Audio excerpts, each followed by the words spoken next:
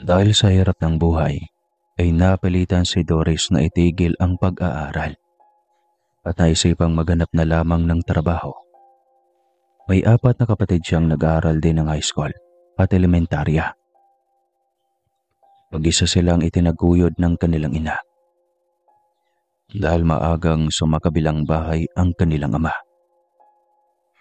Hindi rin ito magawang magbigay ng sustento sa kanila dahil 5 sunod-sunod din ang mga anak nito sa kalaguyo ang kailangang buhayin. Napakabait ng kanilang ina dahil kaya nitong magpaubaya. Dahil kung siya iyon, tiyak na nasa kulungan na ang mga ito. Itutuloy ang pagpaparami ng mga lahi pa nila. Hindi nga niya magawang mapatawad ang ama. Lalong hindi niya matanggap na may kapatid pa siya sa ibang babae. Para sa kanya ay kahihiyan lamang ito sa kanilang pamilya. Kaya ayaw niyang may lalapit at aaligid na binata sa kanya. Para sa kanya, lahat ng mga lalaki ay manloloko. Pagdating sa lungsod, ay tumambay pa siya sa bahay ng kanyang tiyahin dahil pahirapan din na makahanap ng trabaho. Isang hapon, inutusan siya ng kanyang tiyahin na pumunta sa palengke para bumili ng gulay na uulamin. Isang matandang babayang sinusundan ng 2 lalaki na tila ba may balak dito. Nagmatsyag siya kung ano ang gagawin ng dalawa. Lalapit na sana ang mga ito sa matanda para sana nakawan ito o i-hold up nang biglang lumapit si Doris sa matanda.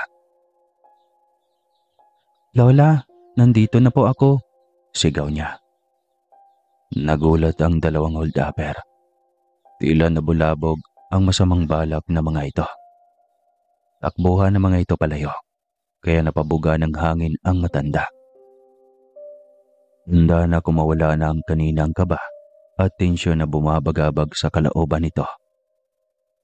"Salamat sa pagligtas mo sa akin, iha. Isang malaking utang na loob ko sa iyo ito," wika ng matanda. "Wala naman yun." "Hindi wala lang iyon. Hindi mo ba alam kung ano ang pwedeng gawin ng mga taong iyon sa mga katulad kong matanda? Ayos lang sana kung pera lang ang habol. Huwag lang kitlin ang buhay. Ang dami nang naibalita ngayon tungkol sa mga ganitong krimen, kaya napakalaking bagay ang pagdating mo sa tamang oras." Paliwanag nito.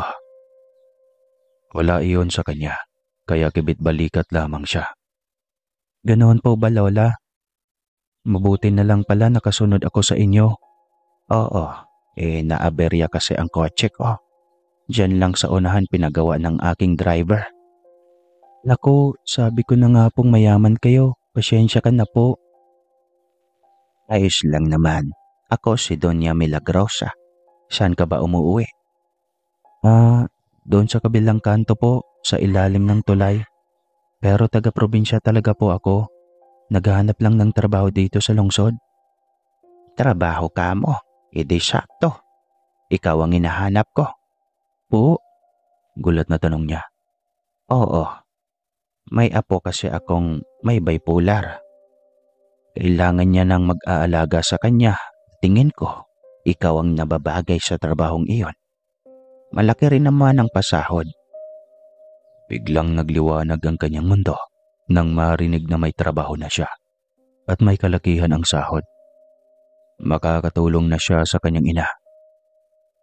"Naku po, ikaw pala ang binigay ng Panginoon na daan para magkaroon ako ng trabaho. Salamat, Doña Milagrosa."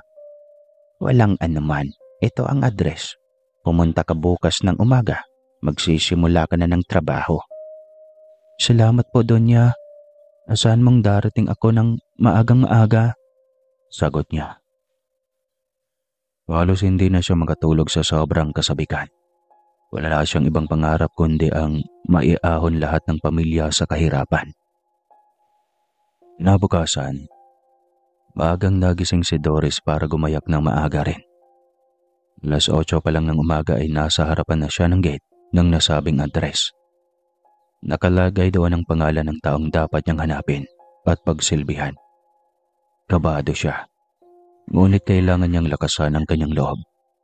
Pinindot na niya ang doorbell ng 3 beses at matamang naghintay na mapagbuksan ng taong nasa loob. Matagal din siyang nakatunganga bago siya binuksan ng isang lalaking binata na halos ikinatameme niya ng gusto. Nakatitig siya dito ng matagal. Binibini, maaga mong binalobog ang tulog ko. Tapos ngayon, tutunganga ka lang niyang ganyan. Pasyensya na po, sir. Ako nga pala si Doris. Hinahanap ko po si Henley Caurano. Alanganing wika niya. Ako yun. Bakit? Anong kailangan mo sa akin? Ikaw po, mukhaan ka namang matino. Bakit pa kita aalagaan? Takang tanong niya. Anong sabi mo? Wala po, Sir Henley. Nandito ako dahil ako ang bagong hire na mag-aalaga sa iyo. Si Lola Milagrosa niyo po ang nagbigay sa akin ng trabaho. Anong trabaho? Babantayan daw kita. Hindi ko kailangan ng magbabantay sa akin. Oo nga po matino ka naman. Ang laki rin ng katawan mo. Ang buong akala ko bata pa yung aalagaan ko. Reklamo niya. Ngunit bago pa siya nito palayasin, ay naalala niya ang pangako ng Donya na malaking sahod. Kaya mabilis pa sa kidlat siyang pumasok ng walang paalam sa kaharap na binata. Saan ka pupunta? Trespassing ka sa pamamahay ko. Lumabas ka. Sigaw ni Henley. O hindi, si Donya Milagrosa ang nag-hire sa akin. Kaya sa ayaw at sa gusto mo, magiging yaya mo ko. Wika niya. Ngunit sinundan siya nito at mabilis na hinila palabas. Sandali, bitawan mo muna ako. Reklamo niya. Alam mo bang malapit ang ma-hold up ang lola mo kahapon? Ako ang nagligtas sa kanya. Kaya bilang pasasalamat sa akin, binigay niya sa akin ang ganitong trabaho. Kaya maawa ka naman, sir. Mahirap lang po ang pamilya ko. Natigilan si Henley at napabitaw sa kanya dahil sa kanyang sinabi. Nakaramdam ito ng awa sa kanya. Umayos ka, saway nito sabay talikod. Napapikit siya at nagpasalamat dahil buong akala niya ay pilitin siya nitong lumayas. Hindi niya lubos akalaing binata ang kanyang magiging alaga. At hindi rin niya alam kung paano ito aatakihin ng sakit. Wala rin doon ang lola nito. Kaya walang magbibigay ng panuto sa kanya. Hindi niya lubos akalaing mag-isa pala ito sa bahay nito. Medyo kinakabahan din siya, lalo na at binata ito. Hindi siya sanay kahit na marami siyang naging manliligaw dati. Hindi niya ang mga iyon pinagtuunan ng pansin dahil mahal niya ang pag-aaral niya noon. Malaki rin ang pangarap niya na maiahon sa hirap ang pamilya. Kaya bilang panganay, sa kanya nakasalalay lahat ng iyon. Diretso na lamang siya ng kusina at ng halongkat ng pwedeng mailuto para sa almusal ng binata. Nagbraw na rin siya ng kape. Paano ay may ideya siya kung paano gawin iyon. Dahil minsan na rin siyang nag-part-time sa kapihan, malapit sa kanilang paaralan. Noong high school pa lamang siya noon. Mabilis lahat ng kanyang mga kilos. Ayaw niyang mapagalitan sa unang araw ng kanyang trabaho. Kailangan niyang pagbutihin sa ngalan ng malaking sahod. Tapos mo na bang ihanda ang almusal ko? Biglang tanong ng binata mula sa kanyang likuran. Nabitawan niya ang hawak na sandok dahil sa gulat. Basta na lang itong sumambulat na kahit kaunting yabag ng paa ay hindi man lang niya narinig. Para ka namang aswang, boss. Wala ka man lang bang yabag ng paa? Basta ka na lang kung sumipot. Nagulat si Henley sa lumabas sa bibig niya. Hindi nito gusto iyon. Gusto siya nitong batukan. Ngunit nagpipigil ito dahil ilang yaya na nito ang umalis. Dahil hindi matiis ang ugali nitong pabago-bago. Nang mapansin ni Doris ang kakaibang reaksyon ni Henley, ay biglang napagtanto niyang maling salita ang kanyang nagamit. Sino nga ba ang may gustong tawagin aswang? Sorry po sir, mali lang po ako ng nasambit. Nahihiyang sabi niya. Bilisan mo na lang magluto at gutom na ako. Baka nga makain pa kita. Delikado sa'yo. Ikaw din. Pananakot nito. Eto na, magsasaing na. Sagot agad niya. Pagkatapos nitong kumain ay bigla na lamang itong natulala. Hindi niya alam kung ano ang problema. Pero ramdam niyang bigat ng loob na dinaramdam ng binata. Lalapit na sana siya dito nang bigla na lamang itong nagwala. Boss, ayos ka lang po ba? Huwag kang lalapit. Huwag mo kong hawakan. Huwag mo na akong saktan ulit. Huwag. Wika nito na parang bata. Nabagabag ang kalooban ni Doris nang masaksihan ang kaawa-awang kondisyon ng binata. Hinli, hindi kita sasaktan. Huwag kang matakot sa akin. Ako ang karamay mo. Anya rito. Niyakap niya ang binata at hinaplos ang likod nito na parang bata. Pilit pinatahan. Ngunit marami itong sinasabi na paulit-ulit. Pagtanto niya na kaya pala kailangan ito ng yaya. Dahil ang hirap kapag sinusumpong ito ng pagiging bipolar. Nandyan si Papa. Sasaktan niya ako. Papaluin niya ako. Halimaw daw ako. Halimaw ako. Wika na naman ito habang yakap siya nito. Nahihirapan na siyang pakalmahin ito at hindi niya alam kung ano ang pwedeng gagawin. Wala rin siyang alam kung may gamot ba itong iniinom. Wala namang bili ng lola nito. Hindi rin ito kasama sa bahay na iyon. Ilang sandali pa ay may pumasok sa gate. Diretso lang ito hanggang kusina. Nakita na ito ang sinusumpong na apo. Doña Milagrosa, buti at naarito ka. Hindi ko akalaing mag-isa lang pala dito si Boss Henle. Anya. Oo, kasi ayaw niyang narito ako. Inaaway niya ako lagi at pinapalayas. Wala ring may katulong na nagtatagal. Malamang pinapalayas din niya. Sana lang matatagalan mo ang kondisyon niya, Doris. Litanya ng matanda. Sandali, kukunin ko ang gamot niya. Kailangan na niyang uminom ng gamot. Wika ng matanda at mabilis na hinalungkat sa aparador ang sinasabi nitong gamot. Pagkatapos painumin ang nagwawalang binata ay napahikab ito. Yaya, antok ako. Tulog na ako. Wika nito na parang bata. Napatingin si Doris kay Doña Milagrosa. Tumango ito na tila ba nag-uusdos na, sige na Doris, patulugin mo na ang iyong alaga. Mabilis itong nakatulog, marahil ay dahil sa gamot na pinainom dito. Makakatulong iyon para makapag-relax ito at makapagpahinga. Nung makatulog na ito ng mahimbing, ay lumabas na siya para puntahan si Doña Milagrosa. Kawawa naman pala ang alaga ko, Doña Milagrosa. Anya dito. Oo, Doris. Kaya sana makapagtiis ka sa batang iyan. Bata pa lang kasi ay minaltrato na ng ama. Hindi ko alam na ganun pala katindi ang ginawa ng ama ni Henle sa kanya, maging ng kanyang madrasta.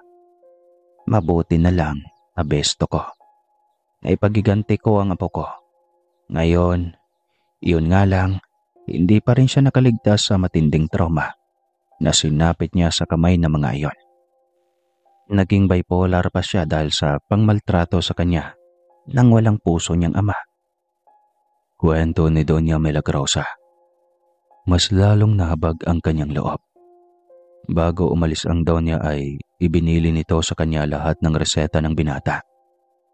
Maging ang mga paborito nitong pagkain. Desidido si Doris na tutukan sa pag-aalaga ang binata. Niniwala siyang may pag-asa pang gagaling ito. Lumipas ang isang buwan, ganun pa rin ito kung magsalita. Ngunit hindi na ito masyadong sinusumpong, lalo na kung napapainom niya sa tamang oras ang gamot nito. Iyon nga lang at may kasungitan kung minsan. Doris, tawag sa kanya ng binata isang hapon. Nakaidlip siya pagkatapos maglaba. Sir Henle, may kailangan ka ba? Bakit tulog ka dyan? Pasensya na, napagod ako sa paglalaba. Nagugutom ako. Alam mong ganitong oras ang merienda ko, hindi ba? Pasyensya na talaga, sir. Igagawa kita ng sandwich ngayon na. Bilisan mo na. Sigaw nito kaya kaagad siyang tumayo. Ngunit napakapit siya sa sandalan ng sofa nang biglang nagdilim ang kanyang paningin. Nawalan siya ng balanse at umiikot ang kanyang paningin. Ayos ka lang? Tanong ng binata. Nahihilo ako, sir. Anya. Kinapa nito ang kanyang noo at nagulat ito nang mapagtanto na nilalagnat siya. Inalalayan siya nito makahiga pabalik sa mahabang couch. Pagkatapos ay kumuha ng gamot sa lagnat at tubig. Nagmamadali ang bawat galaw nito. Halatang nag-aalala ito ng sobra sa kanya. Ito, Doris, inumin mo. Naku, Sir Henley. Ayos lang naman. Sanay naman akong magkasakit na ako na lang ang nag-aalaga sa aking sarili. Tsaka mabilis lang akong gumaling. Siguro kaya ako nilagnat ay dahil naulanan ako kahapon. Habang nililinis ang hardin sa harapan ng iyong bahay, mukha kasing matagal nang napabayaan ang hardin. Sayang ang mga magagandang bulaklak. Mahabang litanya niya. Nang matay kasi si Mang Rode na siyang hardinero ko dati. Simula noon, hindi na naalagaan pa ang tanim ng mama. Wala akong tiwala sa mga lalaki. Baka sasaktan nila ako. Kwento nito at tila nagsimulang nanginginig ang kamay. Halatang may trauma ito kaya maagap itong inaliw ni Doris upang mawala sa alaala nito ang nakaharang na pabalik-balik sa utak nito. Unti-unting nakuha ni Doris ang loob ng binata. May mga pagkakataon na sinusumpong ito sa gabi, kaya kailangan pa niyang tabihan ito sa pagtulog para yakapin at ipadama dito na secure ito sa kanyang bisig. Minsan kung iisipin niya ay talagang nakakatawa. Ang laki ng alaga niya, parang kalabaw tapos yayakapin siya nito na sobrang liit niya. Gusto niyang magreklamo dahil halos hindi na siya makahinga. Ngunit dahil sa kondisyon nito na nawawala ito sa sarili, ay kailangan niyang magtiis. Isang gabi, habang nanonood sila ng movies, ay naitanong ni Doris kung bakit hindi ito nag-aaral. Tapos naman ako ng high school, kaso ay homeschool lang. Natigil ako sa pag-aaral. Sabi ko kay Lola ayaw ko na. Nako, sayang naman boss. Bakit ba boss ka ng boss sa akin at sir ng sir? Hinlin na lang kaya ang itawag mo sa akin. Sige, mag-aral ka Hinli. Sayang, ang bata mo pa. Yun din ang sabi ng Lola. Kasi sa akin niya ipamamahala at ihabilin ang kumpanya nila ng namayapa kong lolo. Iyon pala eh. Kaya nga mag-aral ka. Nahihiya kasi ako. Hindi ko pa naranasan mag-aral sa labas. At saka, baka bigla akong sumpungin sa sakit ko. E di, samahan kita. Anya. Biglang napaisip ang binata. Maya-maya pa ay nagtanong ito sa kanya. Ikaw ba, Doris? Nag-aral ka na ba? High school lang, syempre mahirap. Ako ang panganay kaya ako ang kanang kamay ni nanay. Lalo na at may ibang pamilya na ang tatay.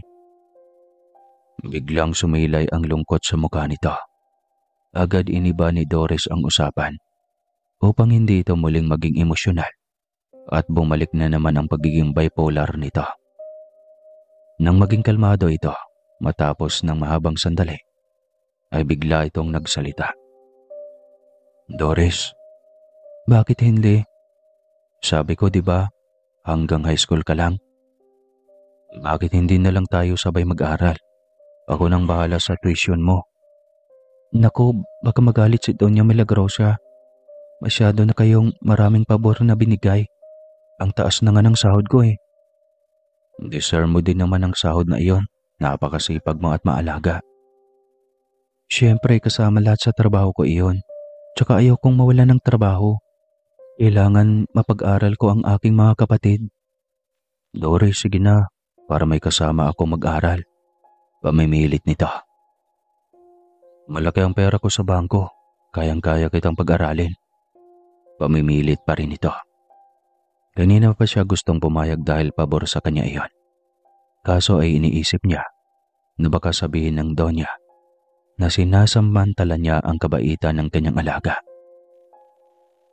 "Basta ikaw may gusto nito ha?" tanong niya. Tumango ito kaya nagpasalamat siya ng gusto dito. Malaking oportunidad iyon para sa kanya. Sakto ring magpapasukan na sa susunod na buwan. Hindi niya akalaing mabibigyan siya ng oportunidad pa na makamit ang kanyang pangarap. Ngunit ng gabing ding iyon, may nadiscover siyang lihim ng binata na hindi niya inaasahan. Hating gabi nang magising siya dahil nakaramdam siya ng uhaw. Lumabas siya ng kwarto at pumunta ng kusina. Papunta pa lang siya nang marinig ang ungol ng binata sa kwarto nito. Napakunot ang kanyang noo. Nang silipin niyang pinto nito ay naiwang nakabukas. Nagtaka siya dahil iniwan niya itong mahimbing na natutulog at sarado ang pinto. Sinilip niya mula sa labas kung ano ang ginagawa ng binata. Namilog ang mga mata niya, hindi lang sa gulat, kundi sa takot na rin dahil isang halimaw ang kanyang nasaksihan ng gabing iyon. Nagbabaga ang mga mata. Sobrang kapal ng balahibo sa buong katawan. Mahaba ang mga kuko nito sa kamay. Mabuti na lang at patay ang ilaw sa labas ng kwarto nito, kaya hindi siya nito nakita. Puno ng mancha ng dugo ang bibig at dibdib nito. Napagtanto niyang galing na ito sa labas. Ilang sandali pa unti-unti nang nawawala ang mga balahibo nito sa buong katawan. Maging ang mahabang kuko nito at pangil ay nawala rin. Naging maamo muli ang mukha nito. Natulala lang siya habang nakatitig sa maamong mukha ng binata. Hindi niya akalaing sa kabila ng pagiging bipolar nito, ay may matindi pa palang lihim na bumabalot sa pagkatao nito. Namataan nito ang pinto na nakabukas. Tinungo nito ang direksyon kung saan siya naroon. Mabilis siyang naglakad sa likod ng dingding at hinintay na maisara nito ang pinto. Siniguro muna niyang naisarado na nito ang pinto at nakabalik na sa kama nito bago siya tumuloy sa kusina. Mas dobleng uhaw ang kanyang naramdaman dahil sa kanyang nasaksihan. Wala rin siyang naramdaman na takot sa binata dahil kung may masamang balak ito sa kanya, ay dapat noon pa siya nito naging biktima. Mahigit 1 buwan na rin siyang nanalbihan sa binata at halos alam na niya lahat ng ayaw at gusto nitong pagkain. Gamay na rin niya ang pagpapainom ng mga gamot nito. Halos maubos niya ang 1 pitsil ng tubig dahil sa sobrang dami ng kanyang pawis na nawala kanina. Pagkabalik niya sa kanyang kwarto ay hindi rin siya makatulog dahil ang alagang si Henle ang laman ng kanyang utak. Hindi niya alam kung paano pa niya haharapin ng normal ang alaga kinabukasan. Pagkatapos siyang matuklasan ang katauhan nito. Makatitig pa kaya siya ng diretso sa mga mata ng binata? Hindi niya alam. Masyado siyang naguguluhan. Magagaw na ang liwanag at dilim sa umaga. Ngunit saka pa lang niya naramdaman ang pagbigat ng talukap ng kanyang mga mata. Kaya nung magising siya ay dahil na iyon sa tawag ng kanyang alaga. Napabalikwas pa siya ng bangon nang marinig ang boses nito.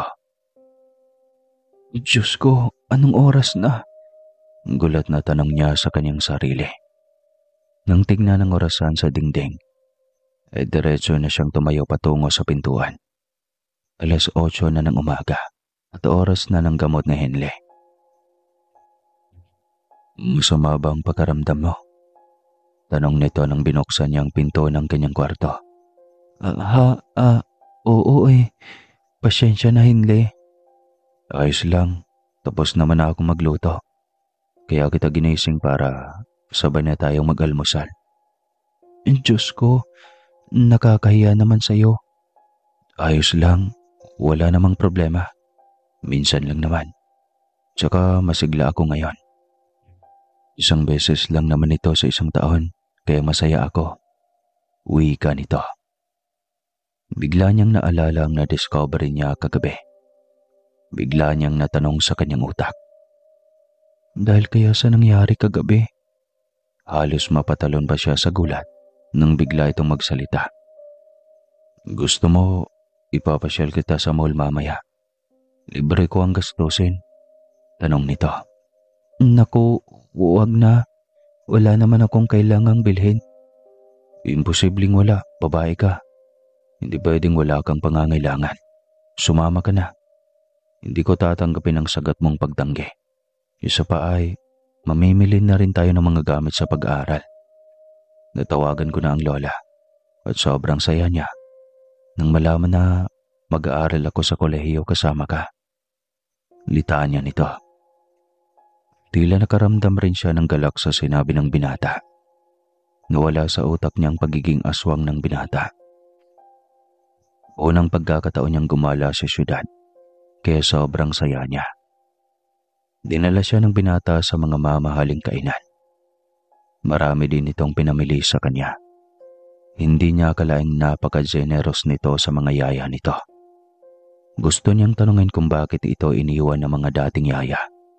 Kaso ay atubili at natatakot siyang baka magalit ito. Mabilis na lumipas sa mga araw. Pasok ka na. At kasama sila ni Henley sa iisang room sa campus.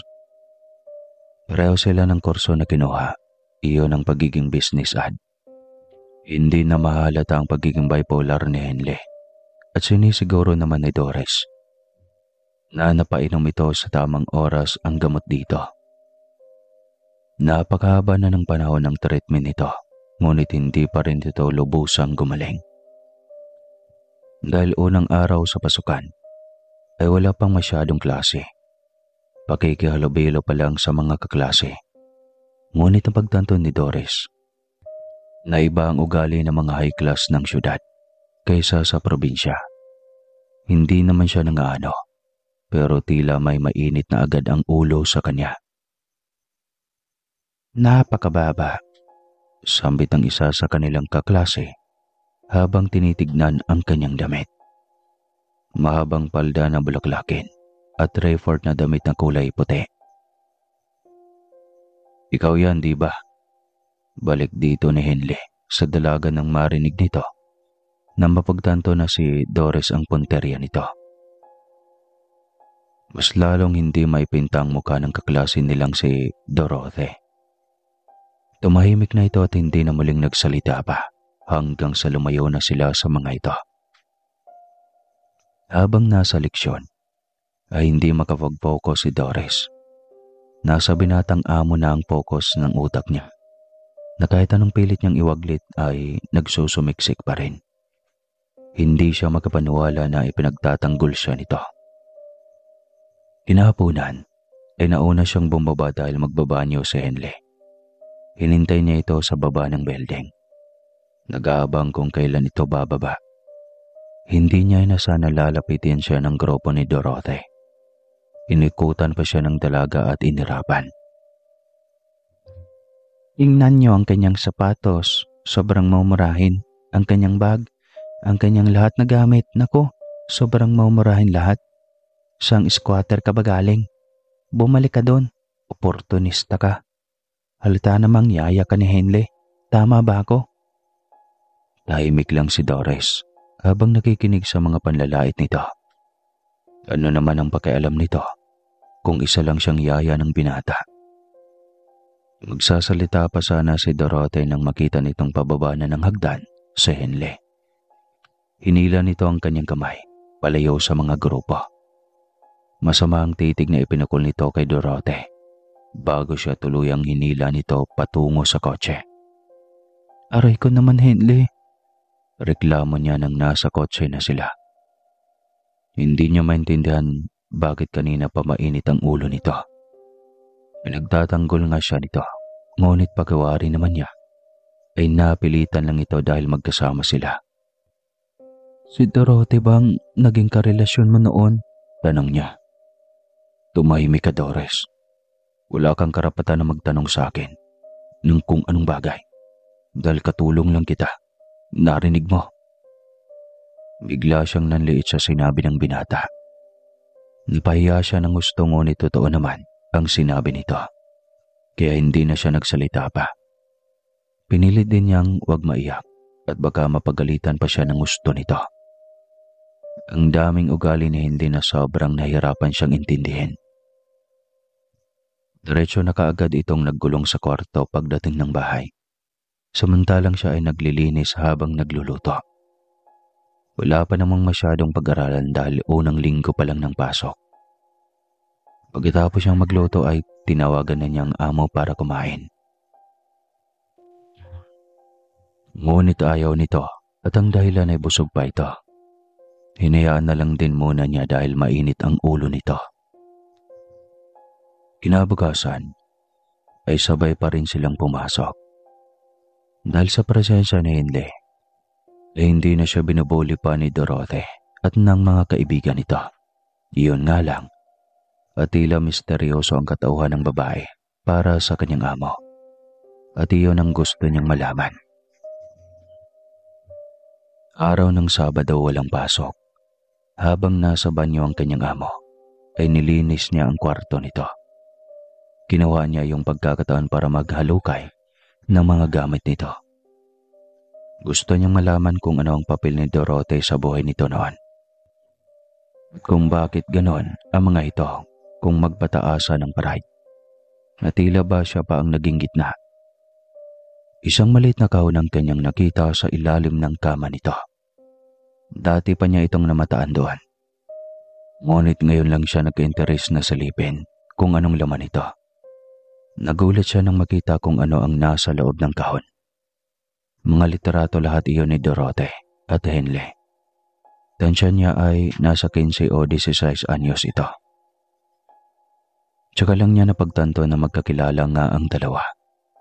Hindi niya maintindihan ang sarili kung bakit biglang pumitik ang kanyang dibdib nang makitang magkasamang dalawa sa larawan at naghaharutan sa mismong kama ng binata. Mabilis siyang ibinalik ang kahon sa ilalim ng kama nang marinig na tumigil na ang shower sa banyo. Indikasyon na tapos nang maligo ang amo. Mabilis din siyang lumabas sa kwarto nito. Habang naglalakad palabas, ay marami ang katanungan sa kanyang isip. Isa rin kayang aswang si Dorothy? O di kaya ay na-discover rin ito na aswang si Henley? Kaya ito biglang lumayo. Napasandal siya sa kotse at ipinikit ang mga mata. Tapos na siya sa mga gawaing bahay. Kaya pwede na siyang mag-relax. Napainom na rin niya sa bipolar na amo ang gamot nito. Araw ng Lunes, ngunit parang ayaw na niyang pumasok ng klase. Tila ba may trauma na siya sa pambubuli ni Dorothy sa kanya. Lalo pa at nalaman niyang may pinagsamahan ito at ang amo.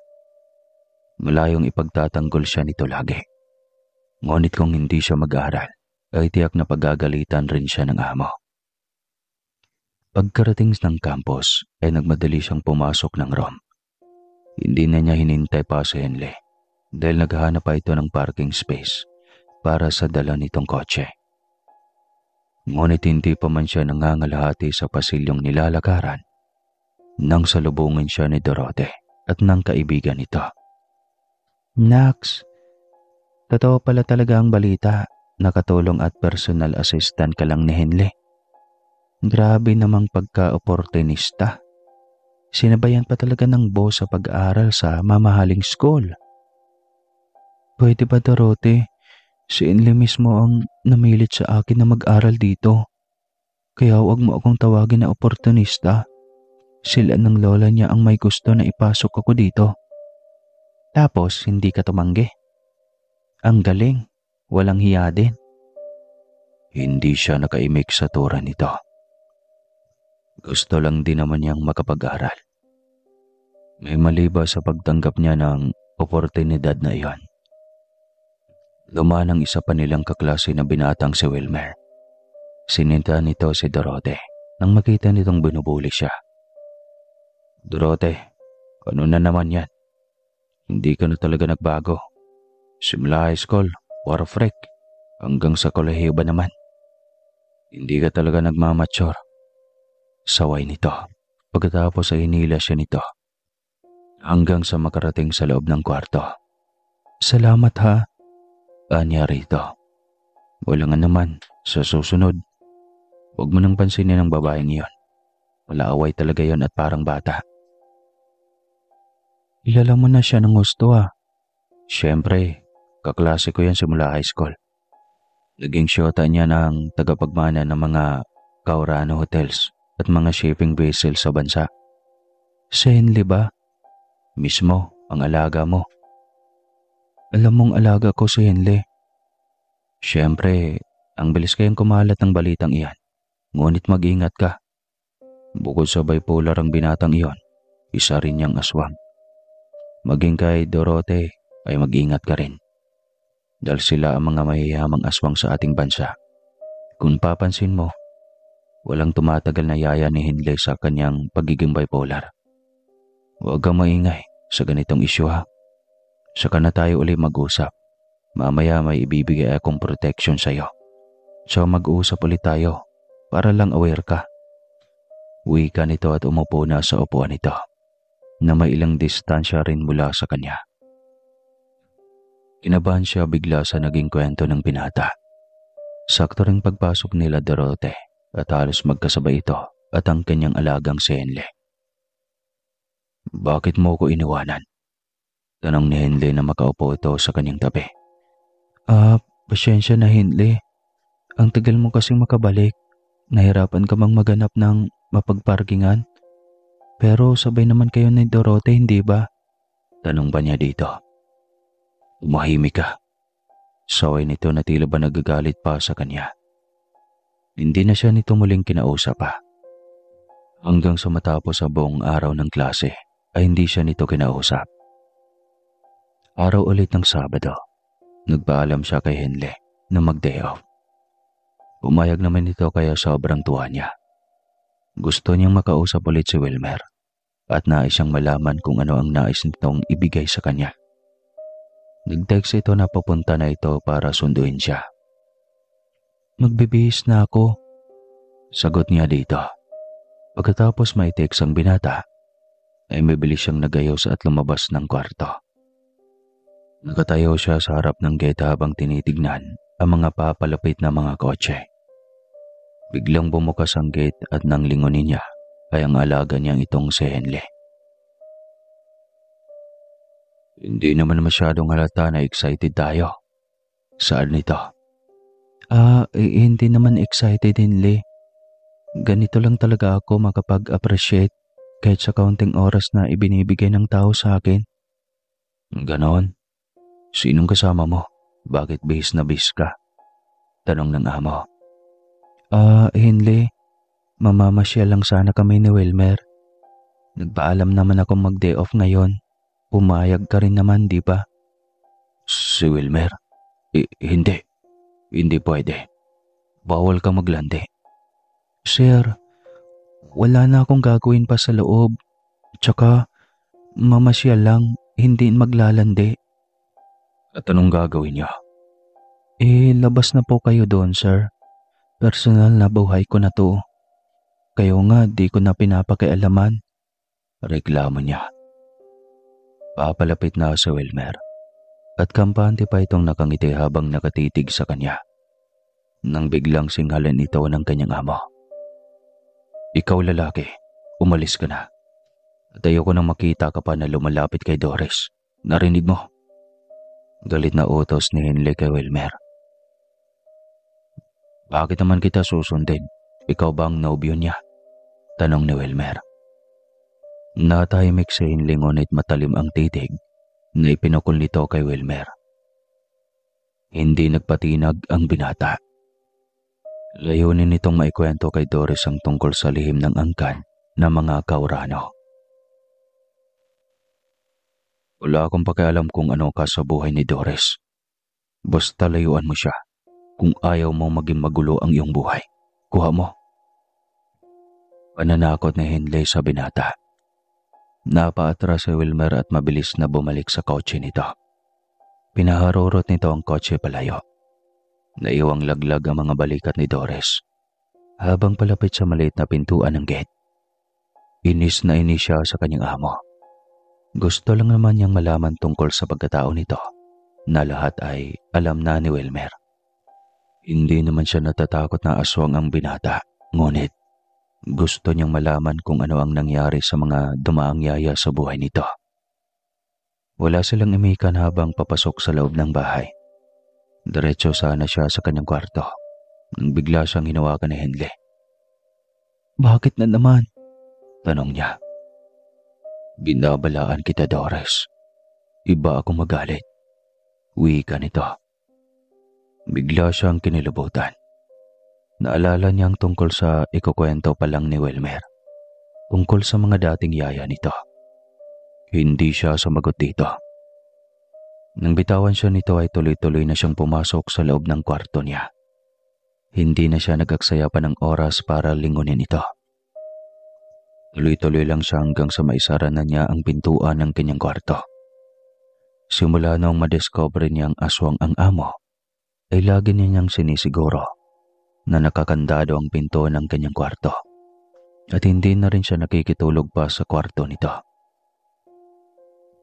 Nakaidlip siya nang biglang may kumatok sa kanyang pinto. Nang buksan niya ay bumungad sa kanya ang napakagwapo at bihis na bihis niyang amo.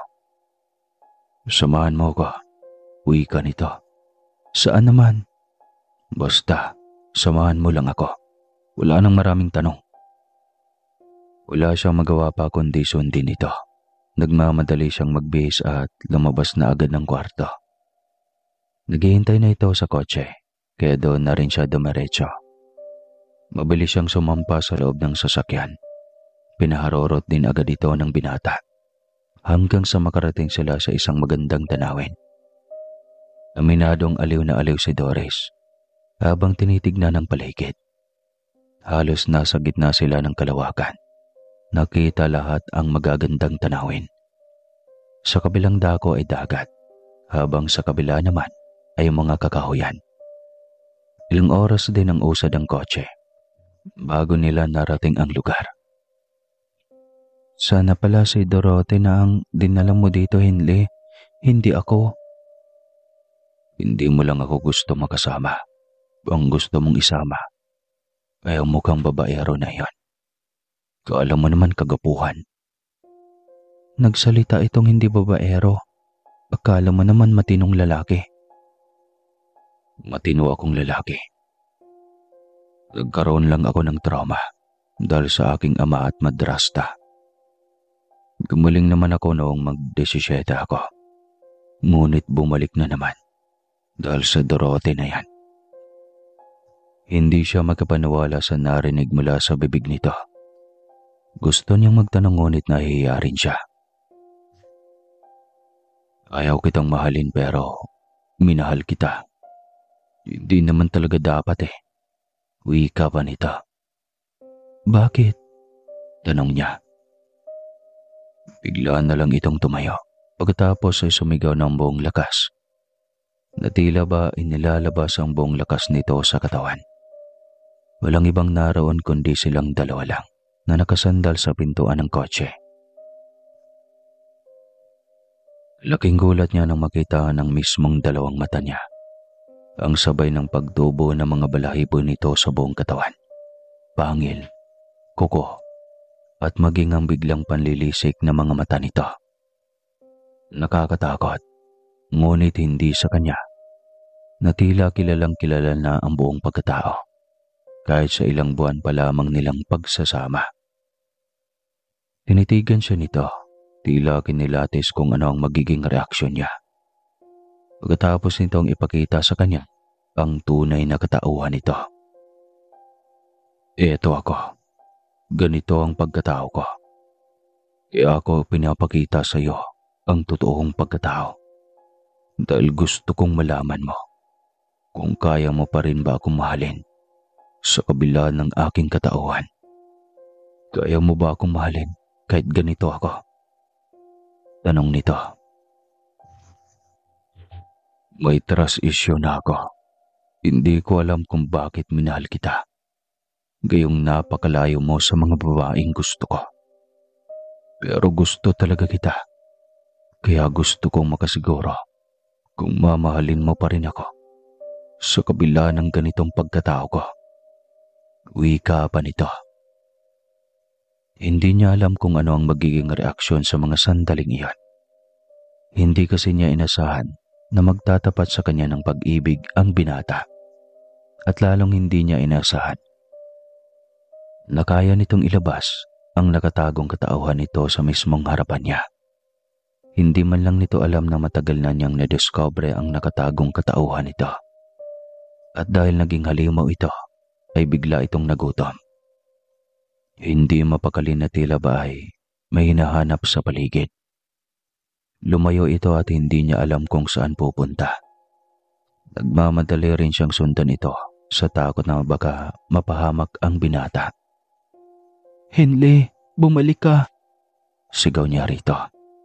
Ngunit tuloy-tuloy lang ito sa masukal na damuhan. Mahirap suungin iyon, ngunit kailangan niyang sundan ang binata. Biglang may narinig siyang iyak ng isang ligaw na hayop. Agad siyang tumakbo papunta doon. Nagulat siya dahil hawak-hawak na nito ang isang kawawang unggoy. Kagat ng halimaw na amo ang liig ng kawawang hayop. Sinipsip nito ang dugo ng unggoy hanggang sa maubos ito. Saka lang binitawan ng binata ang hayop nang maubos na nito ang dugo ng unggoy. Nagulat pa siya nang bigla itong lumingon sa kanya na puro mansa ng dugo ang bibig at dibdib. Dahan-dahan itong humakbang papalapit sa kanya, kaya napapikit siya. Nang tumigil ito sa kanyang harapan, ay tsaka lang niya unti-unting minulat ang kanyang mga mata. "Pasensya na kung natakot kita. Kapag ganito ang anyo ko, hindi ko mapigilan ang sarili na maghanap ng mabiktima." Kwento pa nito. Tila wala na itong itinatago pa sa kanya. Unti-unti itong bumalik sa normal na anyo, kaya hinila ito ni Doris pabalik sa sasakyan. Lagi itong may baon na jersey sa kotse nito, kaya mabilis niya iyong kinuha para ipasuot sa binata. Kinuha rin niya ang tuwalya at bote ng mineral. Binasa niya iyon at pinunasan ng mantsa ng dugo sa mukha at dibdib ng binata.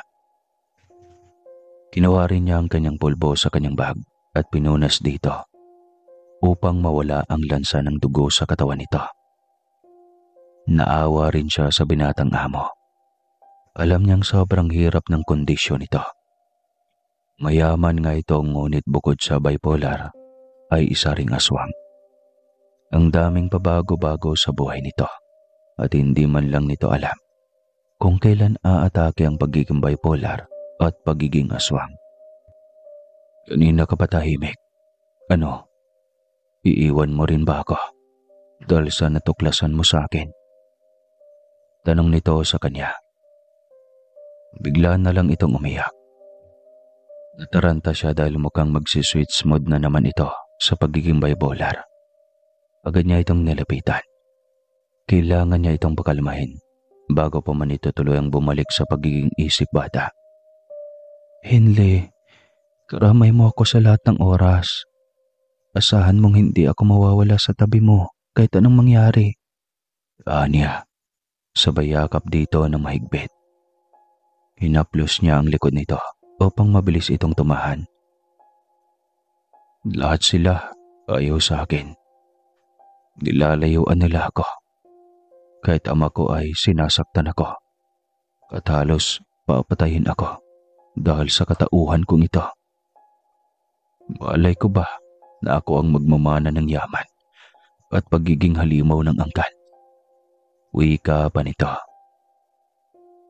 Ang mga revelasyon na iyon sa buhay ng binata ang siyang naging daan para mas maging malapit at makilala pa niya ito. Tila mas naging bukas at komportable din sa kanya ang binata. Isang gabi ay sabay silang gumawa ng kanilang homework. Pagkatapos ay sabay na rin silang naghapunan. Mag-iisang taon pa lang si Doris sa trabaho ngunit sobrang lalim na ng pinagsasamahan nilang dalawa. "Alam mo Doris, Naging matino lang ako sa buhay noong dumating ka. Wika ni Henle habang nanonood sila ng TV sa sala ng bahay nito. Hindi ako ang dahilan ng pagtino mo. Sadyang namulat ka lang. Totoo, hindi ako magiging ganito kung hindi sa'yo. At pinapangako ko sa'yong tatapusin ko ang pag-aaral para matutukan ko ang mga kumpanyang dapat ay hinahawakan ko na ngayon. Ituloy mo lang ang mga plano mo, Henle. Narito lang ako sa likod mo, laging nakasuporta sa'yo. Pangako niya rito. Mabilis lumipas sa mga buwan at taon. Parang kailan lang, nung hinikayat pa lang ni Doris si Henle para mag-aral ng kolehiyo. Ngayon ay araw na ng pagtatapos nila sa kolehiyo. Sabay nilang matatanggap ang kanilang diploma bilang patunay na totoong natapos nila ang kanilang degree. Tuwang-tuwa si Doña Milagrosa at sobrang nagpasalamat ito kay Doris dahil sa pag-alaga at pagsuporta niya sa apo nito. Nako, ang apo kong ito, napakagwapo naman talaga. Pori ni Doña Milagrosa. Napangiti rin si Doris habang nakatingin sa dalaga. Manliligaw na niya ito, ngunit hindi rin niya maipangalandakan dahil amo pa rin niya ito at nahihiya siya sa lola nito. Mabait ang lola ni Henle, kaya ayaw niya na maabuso ito. Baka rin isipin ito na sinasampantala niya ang pagkakataon na naging mabait ang maglolang ito sa kanya. Ngunit walang sekreto ang hindi maitago kailanman.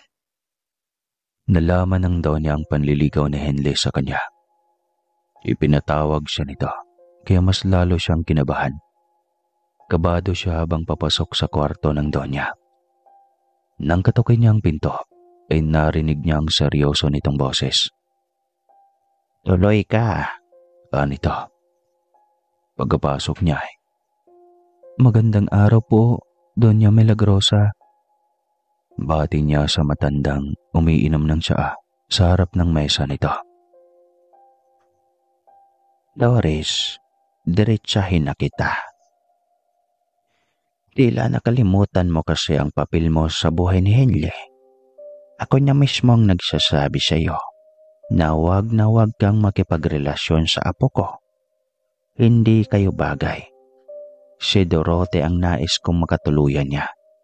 Pareho silang mayaman at lalong pareho sila ng katauhan. Wala kang alam sa kailaliman ng buhay ni Henle. Kaya kung ako sa iyo, mag-resign ka na lang sa trabaho mo. Malaki na rin naman siguro ang naitulong ko sa iyo, hindi ba? Bibigyan pa kita ng cash. Kaya kung maaari, umalis ka na sa buhay ni Henle. Mahabang wika ng matanda. Nagmamahalan po kami ni Henle, Lola.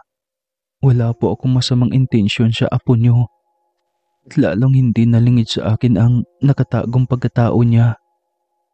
Sagot ni Doris dito. Sinungaling ka, Doris.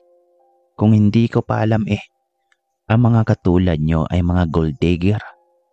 Kaya bago pa maubos ang pasyensya ko sa iyo, mabuti pa ay lumayas ka na sa bahay na ito. Lumayas ka. Sita nito sa kanya. Masakit iyon sa puso niya, ngunit kailangan niyang sundin ang utos ng matanda. Kung tutuusin ay ito ang dahilan kung bakit nagkaroon siya ng malaking sahod at nakapagtapos ng kolehiyo. Sinunod niya ang utos nito na umuwi ng probinsya. Saktong nasa biyahe si Henle, patungo sa isa nilang hotel sa ibang bansa. Ayaw ng Donya na maabutan pa siya ni Henle pabalik nito. Kaya ng gabing ding iyon ay nagligbit na siya ng kanyang mga gamit para makaalis na ng maaga. Sobrang tuwa ng kanyang ina pagdating ng kanilang bahay.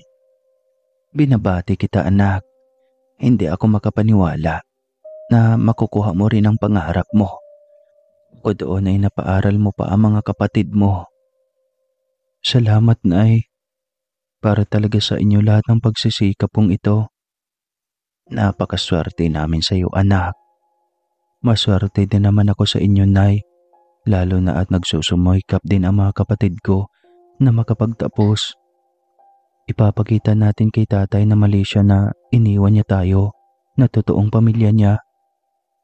Sagot niya sabay yakap sa ina. Patawarin mo na ang ama mo, anak. Kahit anong mangyari, siya pa rin ang dahilan kung bakit kayo narito sa mundong ibabaw. Hindi, Nay. Hindi ko siya mapapatawad. Matigas na wika niya. Makalipas ang 3 araw ay pumunta siya ng bayan para maghanap ng trabaho. Malaki na rin ng kaunti ang kanyang ipon dahil sa mga allowance na ibinigay noon ng donya. Ngunit kailangan na niyang magtrabaho dahil sayang ang mga araw kung itatambay lang niya. Hindi siya sinarte na makapasok, kaya kinakailangan niyang bumalik ng lungsod. Bahala na.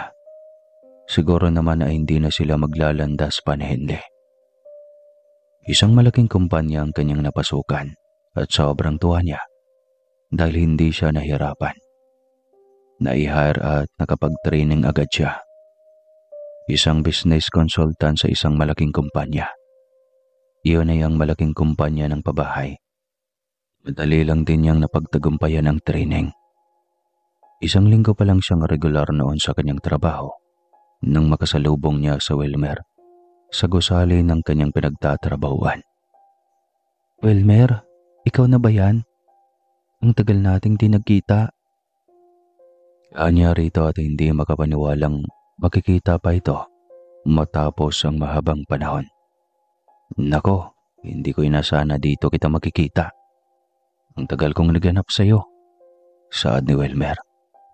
Hindi mo lang talaga ako hinanap eh, biro niya.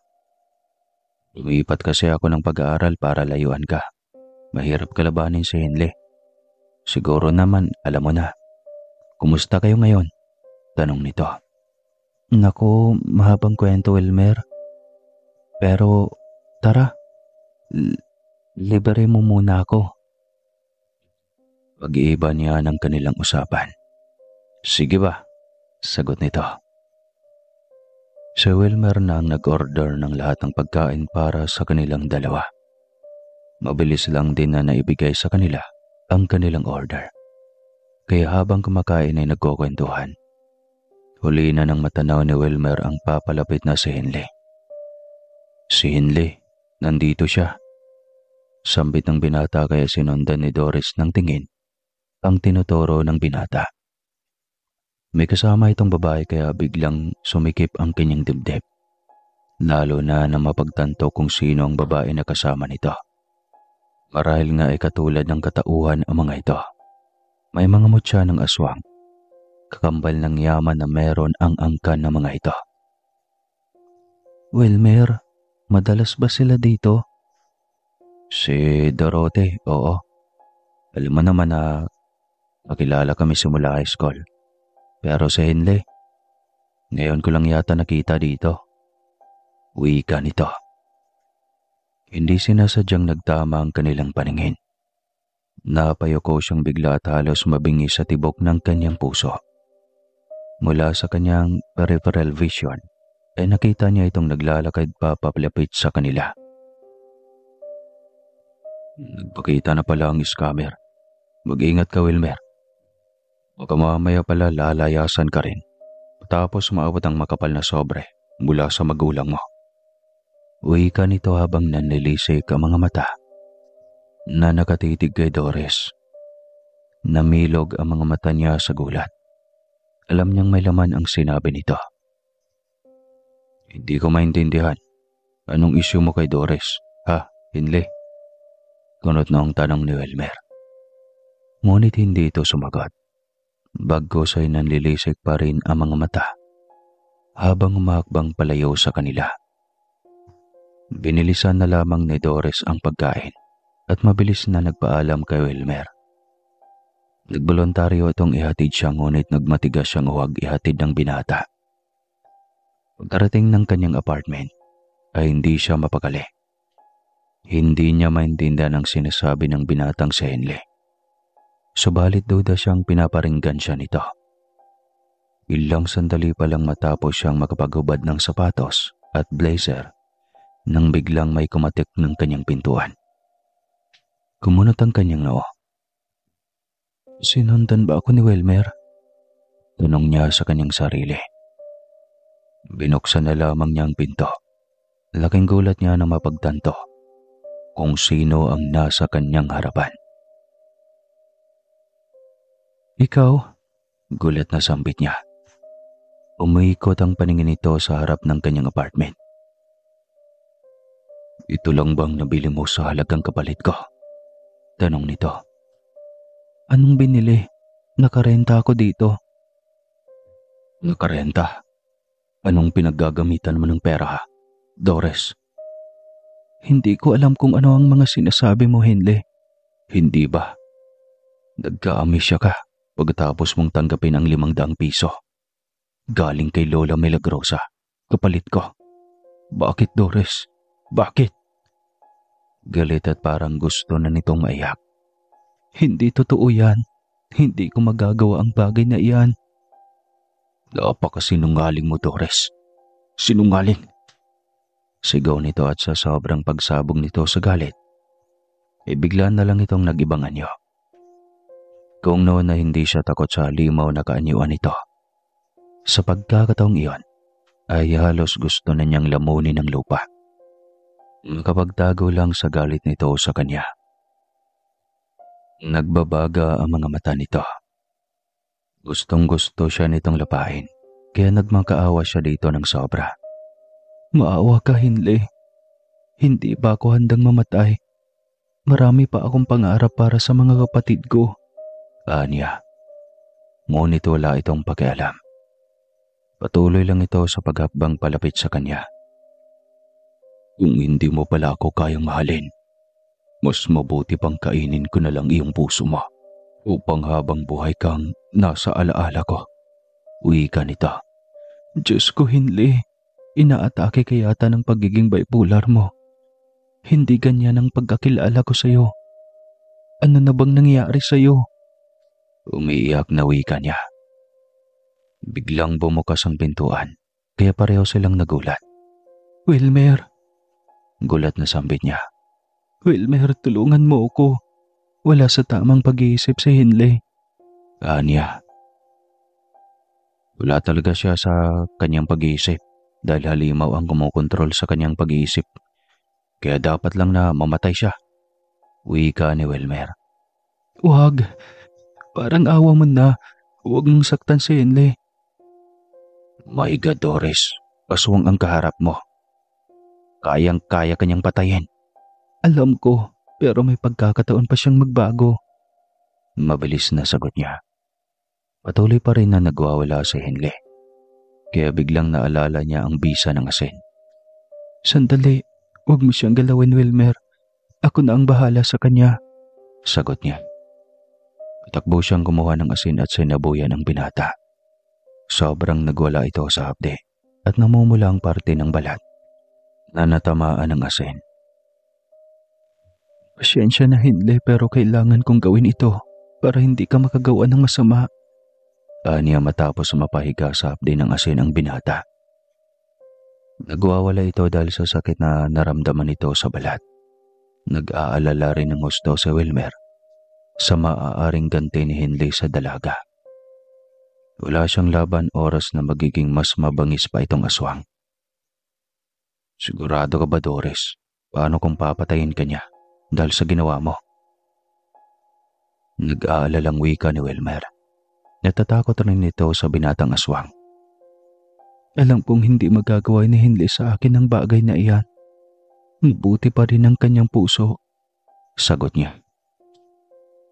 Hindi na rin ito lingid ba kay Wilmer? Matagal na nitong alam ang sekreto ng angka ni Henley at maging ang angka ni Dorote. Nare-respeto nito ang katauhan ng angka ng binata ng dalaga. Lalo na at respetado ang mga ito dahil sa mataas na antas ng pamumuhay. Nilapitan ni Doris sa Henley na noon ay Namimilipit sa update dahil sa isinaboy niyang asin. Patawad, Henley, pero hindi totoo ang inaakusa mo sa akin. Hindi ko matatanggap ang pera kung kapalit lang din sa pag-ibig ko sa iyo. Kusa akong umalis dahil iyon ang utos ni Doña Milagrosa. Dahil mahirap ako at ang gusto niya para sa iyo ay si Dorothy lang. Sa tingin mo, maniniwala pa ako sa iyo? Umalis ka na lang, Hindley. Kung hindi mo ko kayang paniwalaan, wala na rin akong dapat ipaliwanag sa iyo. Anya. Nang makalabas ito ay agad niyang isinara ang pinto. Naiwan sila ni Wilmer sa loob. Babayaran mo lahat ng ito, Doris. Hindi pa tayo tapos. Sigaw ni Henley. Makalipas ang ilang sandali ay nagpaalam na rin si Wilmer. Nag-aalala rin ito sa banta ng binata para sa dalaga. Matapos ang araw na iyon, ay wala sa dalawang ito ang nagparamdam sa kanya. Naging abala siya sa kanyang trabaho. Matapos ang katahimikan sa buhay niya, umabot din iyon ng buwan, kaya naging palagay na ang loob niya. Hanggang sa nagulat na lang siya nang biglang tumunog ang kanyang cellphone. Nang tignan niya ang monitor, ay si Wilmer ito. Agad niya yung binuksan at sinagot ang tawag. Buti na alala mo pa akong tawagan, sumbat niya. Doris, si Henley, alam mo bang ikakasal na? Bungad nito. Wala akong pakialam sa kanila, Wilmer. Iyon lang ba ang itinawag mo? Hindi ka ba nasasaktan? Alam kong mahal mo pa rin siya. Well, hindi na ngayon. Paalam na, Wilmer, pasyensya na. Busy talaga ako ngayon. Pagdadahilan niya. Pagkatapos ay pinatay na ito para hindi nito marinig ang kanyang iyak. Pagkatapos siyang mailabas ang lahat ng bigat sa pagkaramdam, ay muli siyang nag-focus sa trabaho. Nangako siya sa sarili na kahit anong mangyari, ay magiging matatag pa rin siya na haharapin lahat ng pagsubok na ibinabato sa kanya. Ngunit umpisa pa lang yata iyon ng mga kakaharapin niyang kabigatan sa buhay. Dahil kinabukasan ay bigla na lang siya nagkaroon ng isyu sa trabaho. Sisante agad siya ng walang paliwanag kung ano ang kasalanan niyang nagawa. Wala siyang magawa kundi ang maghanap ng bagong trabaho. Ngunit napakailap para sa kanyang swerte. Isang buong araw siyang bigo na makahanap ng bagong trabaho. Nang sumunod na araw ay isang gusali ang nadaanan niyang nag-hire ng sekretarya. Kahit wala siyang karanasan, ay sinubukan niyang mag-apply. Desperada na rin siyang makahanap ng trabaho at hindi niya alam ay opisina iyon ni Henley. Ikaw? Gulat na sambit niya. Nasorpresa ka ba? Huwag kang mag-alala. Hindi mo na kailangan ng training at interview. Sekretarya na agad kita. Uwi ka nito. Kinutuban na agad siya. Ikaw ba ang may pakanan ng pagkatanggal ko sa trabaho? Galit na tanong niya sa binata. Nakangiti lang ito ng may pagkatoso. Sa palagay mo, tila pang iinis pa nito. Walang hiya ka, Henley. Anya. Ngunit tumawa lang ito muli. Mas lalong kumulo ang kanyang dugo. Kung may kakayahan lang siyang batukan ito. Wala ka ng ibang malalapitan. Huwag mo nang aksayahin pa ang iyong oras na mag-ikot. Sa akin ka lang pwedeng magtrabaho. Uwi ka nito. Alam niya kung gaano ito ka ma-impluwensya. Kaya alam niyang tunay ang sinasabi nito. Naging profesional na lamang siya. Kailangan niya ng trabaho, kaya pumayag na siyang maging sekretarya nito. Dinala siya nito dahil ayon dito ay may emergency meeting at bilang sekretarya ay kailangan siya nito lagi sa lakad nito. Saan ba talaga ang punta mo? Tanong niya rito. Malalaman mo rin. Tanging sagot nito Baka makita tayo ng fiancé mo, magkakagulo, at mapahiya na naman ako. Mali yatang pumasok pa ako bilang sekretarya mo. Alam mo na, gulat na tanong ni Henle. Oo naman, alam ko na engaged ka na. Kaya hindi ko maintindihan kung bakit ginawa mo pa rin akong sekretarya. Gayong alam mo namang mainit ang dugo ng fiancé mo sa akin dati pa. Hindi tuloy ang kasal. Pero bakit? Hindi ako naniniwala. Hindi ko siya kayang mahalin. Kaya ako magpakasal sa babaeng hindi ko mahal. Mapipilitan lamang ako dahil gusto ng lola ko. Ngunit ayaw ko. Hindi ako robot. Paliwanag nito. Ganoon ba? Nasaan pala ngayon si Doña Milagrosa? Tanong niya ulit dito. Malalaman mo rin yon. Tanging saan ito hanggang sa makarating sila sa isang pribadong sementeryo. Papasok doon ang kotse ng binata. Hanggang sa tumigil sa isang libingan ng kotse nito. Anong gagawin natin dito? Tanong niya. Nakita mo ba yan? Sabay turo sa lapida. Wala na ang lola mo? Gulat na tanong niya. Oo. Nito. 3 buwan na, buhat nang mamatay si lola. Hindi ako makapaniwala sa biglaan niyang pagpanaw. Dahil wala naman siyang sakit. Ngunit bago siya pumanaw, 1 linggo ang nakaraan. Ipinagtapat niya sa akin ang tungkol sa kasinungalingan niya. Salaysay pa nito. Ano yun? Patawarin mo ko, Doris. Sana hindi agad ako naniwala. Sana patawarin mo ang lola. Hindi niya alam kung paano mag-react. Ang alam niya ay hindi naman siya galit sa matanda. Malaki pa rin ang utang na loob niya rito. Babawi ako, Doris. Pangako. Wika ng binata. Hindi mo kailangang gawin yan. Ang mahalaga sa ngayon ay naging malinis ang pangalan ko. Sa totoo lang, sobrang nakakahiya sa'yo. Sa kabila ng lahat ng kabutihan mo sa akin noon, nagawa pa kitang dudahan. Umiling lang siya. Ayaw na niya ng gulo, kaya mabuti na sa kanya na nalinis ang kanyang pangalan.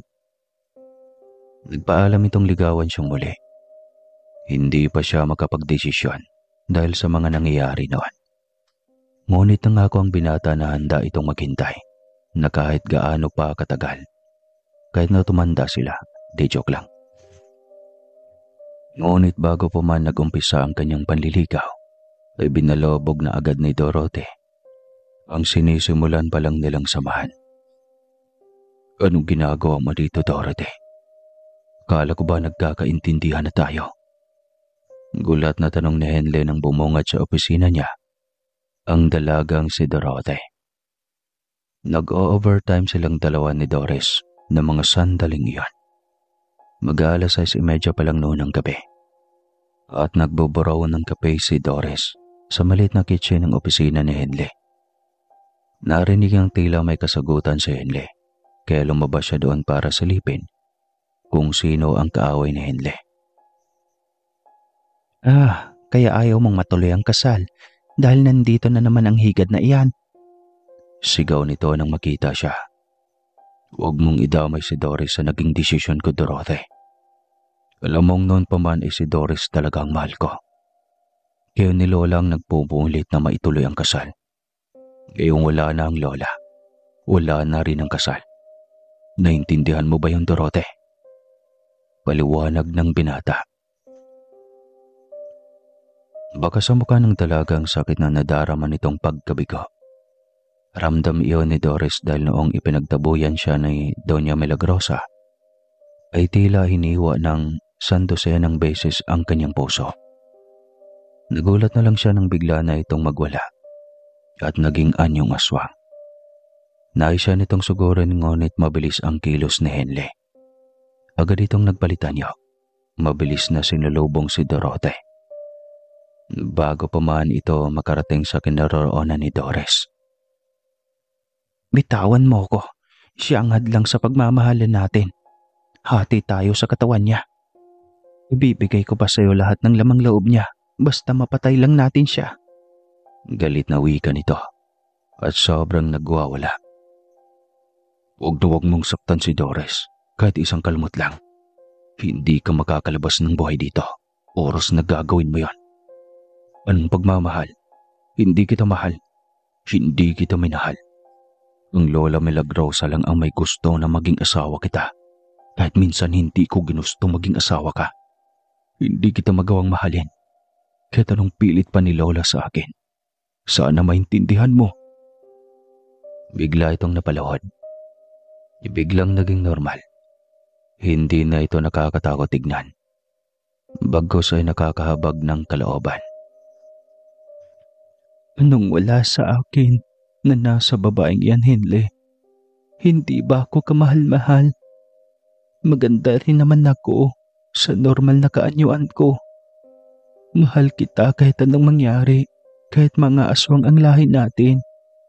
Ang Doris na iyan, minahal ka lang niya dahil bilyonaryo ka. Hindi ka niya minahal sa pagkatao mo. Litanya nito.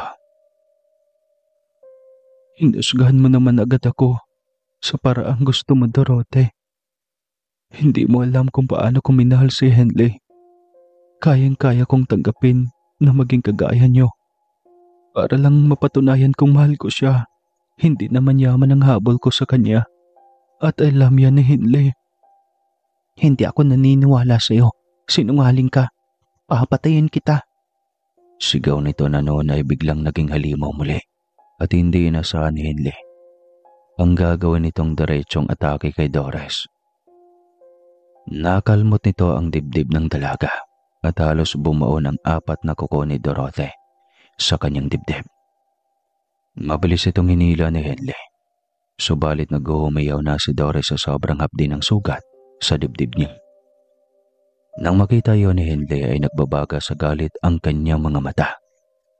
Sinabi ko na sa iyo, Dorothy, hindi ka nakinig. Binalaan na kita, ngunit ang tigas ng ulo mo. Galit na wika ng binata. Hindi lang iyan ang dadanasin niya sa akin. Bitawan mo ko dahil papatayin ko siya. Galit na sigaw rin ni Dorothy. Hindi mo gagawin yan dahil papatayin na lang kita. Sigaw ni Henley at pagkatapos ay sumigaw ng buong lakas upang maipon ito ang enerhiya sa katawan. Pagkatapos ay buong lakas na ibinaon ang matatalim at mahabang kuko nito sa dibdib ng dalagang aswang. Namilog ang mga mata ni Dorothy. Matapos maramdaman ang biglang pagbaon ng kamay ni Henley sa dibdib nito. Nagawa mo ito sa akin? Nangihina nitong tanong sa binata. Binalaan na kita na huwag mong galawin si Doris kahit kalmot lang. Pero hindi ka nakinig sa akin. Matigas ang ulo mo, kaya kasalanan mo yan. Biglang naglandas ang dugong luha sa mga mata nito. At pagkatapos ay biglaan na lang itong nalagutan ng hininga. May kinuha si Henley na munting bote sa drawer nito. Pagkatapos ay nilipitan muli ang bangkay ni Dorothy. Binuksan nito ang bote ng langis. Pagkatapos ay pinatakan ang katawan ng dalaga. Mas lalong namilog ang mga mata ni Doris dahil sa gulat. Nang unti-unting naging usok na itim ang katawan ni Dorothy. Hanggang sa tuluyan na itong mawala. Tsaka lang tumingin sa kanya si Henley. Pasensya na kung natakot kita, anito. Noon pa man, hindi na ako takot sa iyo. Hindi lang ako makapaniwala na kaya mo itong gawin sa mismong harapan ko pa. Walang sino man ang pwedeng manakit sa iyo, Doris. Pinapangako ko yan sa sarili ko. Simula nung araw na sinabi sa akin ni Lola Milagrosa ang pagsisinungaling niya. Wala nang kasunod yan. Wika pa nito. Paluhan na lamang siya at hindi makapaniwala sa lahat ng mga nangyayari. Sinabi mo kanina, mahal mo ako. Ibig bang sabihin, tayo na? Biglang tanong nito. Ano? Hindi ha. Ang bilis mo naman. Hindi mo pa nga napatunayan sa akin na mahal mo talaga ako. Nakangiting wika niya. Kung gusto mo, papakasalan kita bukas na bukas din.